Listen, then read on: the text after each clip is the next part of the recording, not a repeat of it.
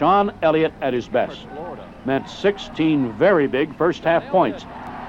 In the second half, Elliott picked up where he left off. So Arizona closed out the month of December with another convincing win over a top 10 team. Sean Elliott capped off his 31-point performance in dramatic fashion. Sean Elliott took center stage. 5 seconds. Elliott with the shot. He's got it. A 2-point shot by Sean Elliott. My start back was really, it was cumulative. It wasn't something that happened abruptly. I didn't think it was going to be as flexible. I didn't imagine that I would have the depth or the breadth of classes that were available. The University of Arizona was going to make it easy for me to come back. I am grateful that I got this opportunity just to go back and learn more, not just about basketball or sports, about other things that are happening in the world or that have happened in the world. My mom always talked about education and wanted me to finish. She was like, you got to stay and get your degree. And then to stay and then not finish after 4 years and then wait so long, that was something that I had to accomplish for her. Number one, actually. And number two, for Coach Olson, because a lot of people didn't realize how much he harped on education and how important it was for him to see his kids graduate.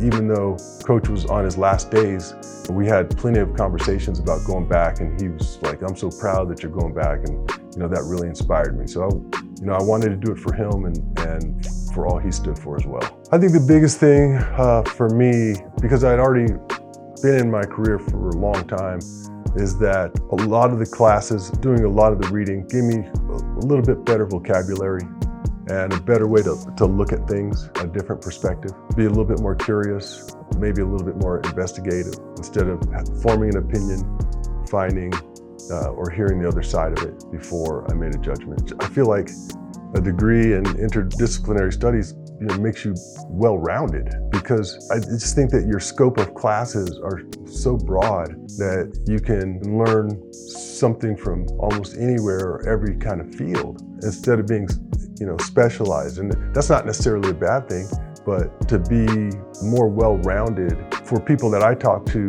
in the business world or the sports world, that's what they're looking for most of the time. I know a lot of people in business that say, hey, I will take a person who is trainable over a person who has a specific degree for this field.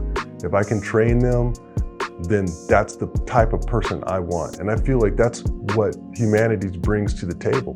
You're adaptable, you're flexible, you have critical thinking skills. You know a little bit or a lot about a lot. And I think that's really key.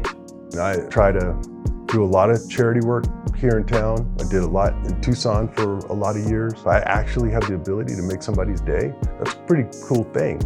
If people see you and they light up and you can enhance their lives or put them on the right direction, I think that's a huge thing. And I think Humanities plays right into that. I mean, it is humanities. It's about people. It's about human beings. And ultimately, it's about how do we enhance each other's abilities, enhance other people, and make the world a better place.